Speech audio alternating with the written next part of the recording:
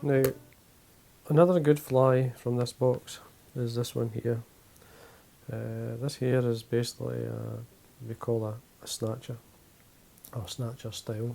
Now, it's used a lot, especially in midge. Now, normally I like to tie the body hackle with like a hen, very soft, mobile, but it is at times it's worth using a cock hackle. Like in this one here, I've used the cock hackle, a saddle hackle.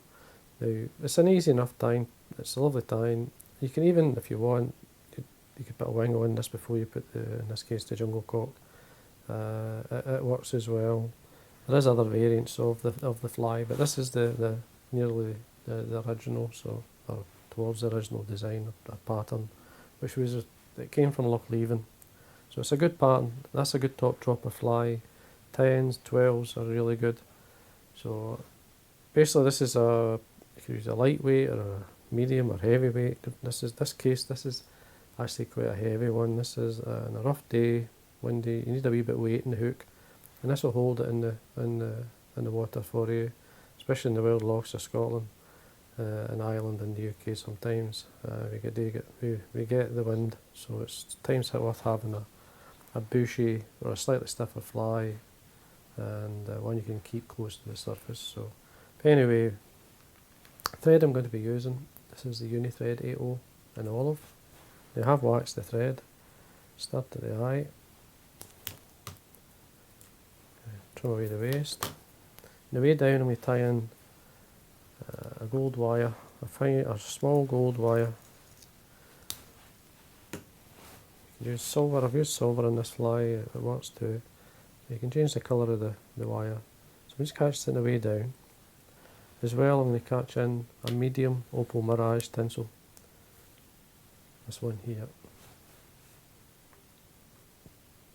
It's a good tinsel. It's like a modern pearl, if you want to call it.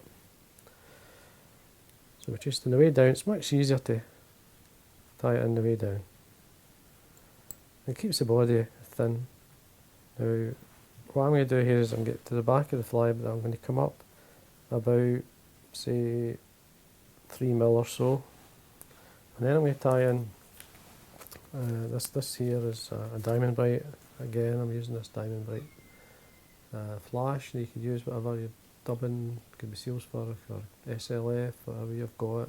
It does work as well. I do tie it, but this has been a good pattern, so I've been tying a few. So you'll see it's a nice case. This case an olive to suit the fly. You don't need much. Now the reason for coming up that wee bit, it helps to taper the body. So starts off with the colour of the olive thread and then work your way up. Now what I do is lightly dub it on, get an anchor point like I'm doing just now by a turn, and then I can tighten to that point, and then I can obviously stretch the dubbing out as I go up to the thickness I want. And I can build it up slightly as I get nearer the top. Just keep going. Tiny bit more just to finish off. You could change the thorax, you could be slightly darker if you wish. Yeah. And now the pearl's a weak fibre. Now best to wind it the opposite way you wind your wire on. So just spread this up, doing about 5 turns up. That last turn there is just to basically tie over. So we catch in with a turn over the flash, and a turn on the hook which locks it in. We do that just because we're winding against ourselves. Stops it unscrewing, as we would say.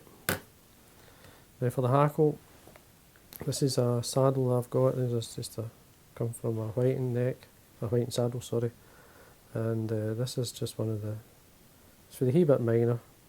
Now this was a dun, which I've dyed yellow, and it gives you this nice olive because of that natural mix with the yellow. Gives you a perfect olive. Depending how dark the dun is, depending how dark the olive is. Now, bear some of the stem. Make sure you tie it in nice and tight.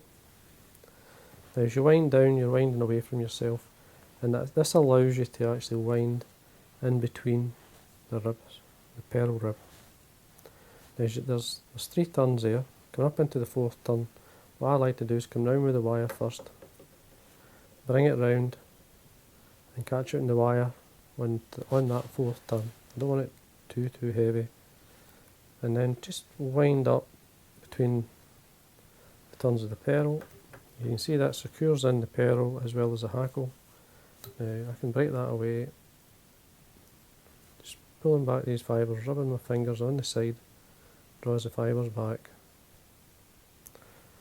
Come straight up, follow it with the wire, with the thread, sorry, and 90-degree bend into the wire, which then that locks it in.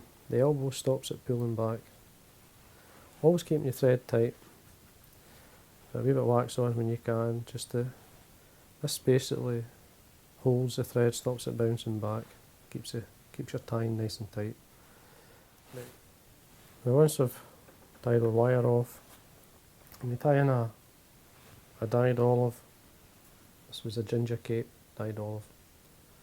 You can see I've been using it up. I've used a lot of these. So it's basically, imagine that been slightly lighter in colour, or even you could dye one like this, and dyeing it olive, and this is what you get. You get like a nice brown olive. So I've pulled off a nice hackle. The hackle fibre length is longer, slightly longer. You can probably see than the cock hackle. And you tie this in by the tip.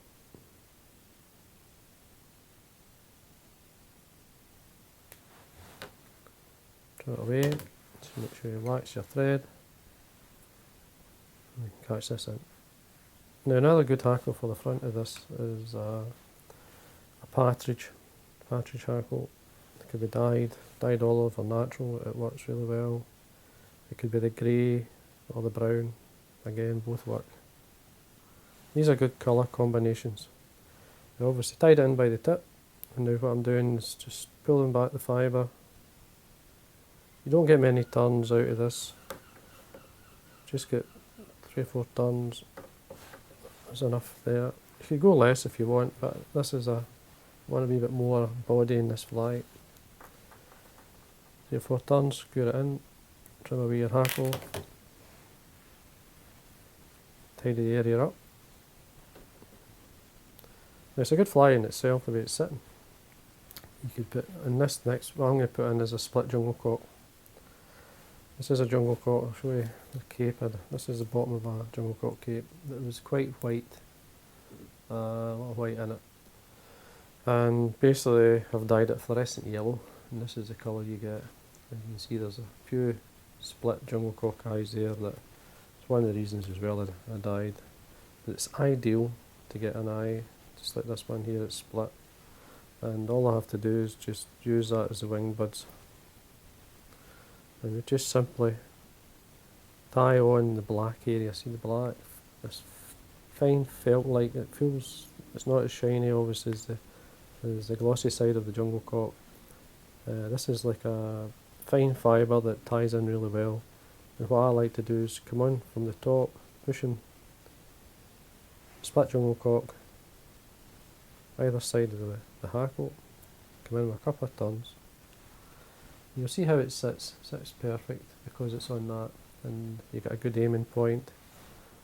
And then what we do is I like to go down, fold it back, nice and tight. Now, I prefer to tear it off if I can. You get a neater cut. Keeping the thread always tight, go straight in with it finish. There we are. And that's your Snatcher, that's the olive Snatcher. Very simple fly. It's a great pattern, it works extremely well. And then all I have to do is varnish the head all the way around. And there we are. Good pattern. As I say, and if you're doing a boxer like this fly here, what we've got at the top here, we've got cormorants.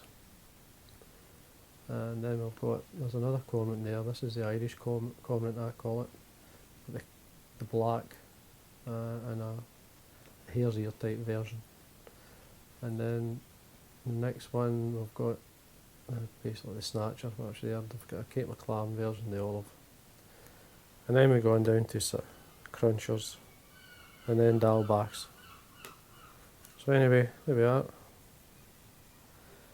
Nice pattern. Even the seagulls would like it. If you can probably hear them in the background, there's lots of seagulls about the now.